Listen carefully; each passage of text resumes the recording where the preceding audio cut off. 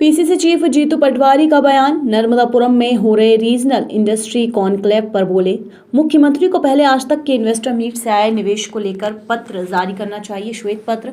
हमारा प्रदेश सबसे ज्यादा कर्जदार और बेरोजगार हो गया है। प्रदेश को सुरक्षित और करप्शन मुक्त बनाने में मुख्यमंत्री के प्रयास अधूरे दिखते हैं। मुख्यमंत्री चाहे कितने भी इवेंट करें मगर धरातल पर 11 महीने में कोई काम नहीं हुआ।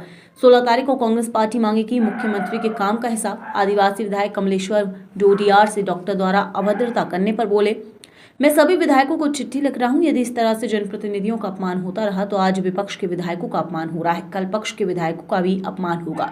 सदन कम चलने की वजह से विधायकों का सम्मान कम हो रहा है। विधायकों का होना चाहिए सम्मान। स्मरण करते हुए हम सबको संकल्प लेना चाहिए कि संविधान एक ऐसी पवित्र ग्रंथ है जिसका अनुसरण देश के हर नागरिक को आत्मसात करना चाहिए। बाबा साहब अम्बेडकर ने जो दुनिया को पाठ पढ़ाया, जो देश को पाठ पढ़ाया, जो इंसानियत को एक संदेश दिया, दुनिया भर की इंसानियत को जो समानता है, एक समान है हर नागरिक, इस भावना को संविधान के अंतर्गत ताकत दी, जो इस देश की मूल एकता और अखंडता का मंत्र है। फिर से चूंकि आज देश में संविधान की रक्षा के संकल्प को लेने की आवश्यकता है।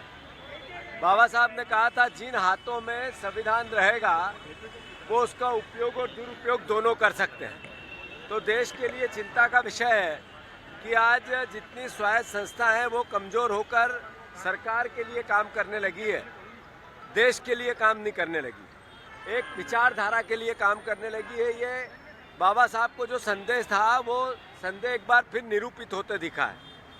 देश के हर नागरिक का दायित्व है कि इस संविधान की ताकत को बनाए रखने में भरपूर सहयोग के साथ, समर्पण के साथ संघर्ष करें। और कांग्रेस का एक एक जन जो आरक्षण की बात है, जो समानता की बात है, जो इंसानियत की बात है, जो सर्वधर्म समभाव की बात है, जो इस देश की एकता और अखंडता के लिए संवाद का अधिकार, जो बोलने का अधिकार, उसकी रक्षा की बात है, अपनी आवाज़ उठाने की आज़ादी, अपनी बात कहने की आज़ादी, और इस देश में संसाधन पर गरीब को सबसे पहले हक मिले, इसके लिए संघर्ष करने की भावना हम सब कांग्रेस जन और देशवासी एक साथ संकल्प लें। मैं एक बार फिर बाबा साहब के चरणों में पुष्प अर्पित करते हुए संकल्प लेते हैं हम सब की संविधान की रक्षा के लिए कांग्रेस जन अपने खून का आखिरी कतरा भी बहाना पड़े तो कभी पीछे नहीं रहेगा। और साथ ही साथ जैसा देश की आज़ादी में कांग्रेस के विचार का योगदान है, हमारे महापुरुषों का योगदान है, देश के संविधान की रक्षा के लिए जरूर आज उन हाथों में है ये संविधान जो इसका सदुपयोग नहीं कर पा रहे हैं, पर संविधान की ताकत भी इतनी है कि एक दिन उन हाथों में भी ये जाएगा जो देश के असली संविधान की रक्षा करने के लिए अपने आप को न्यौछावर करते हैं। फिर से मैं बाबा साहब के चरणों में सर रखकर प्रणाम करता हूँ।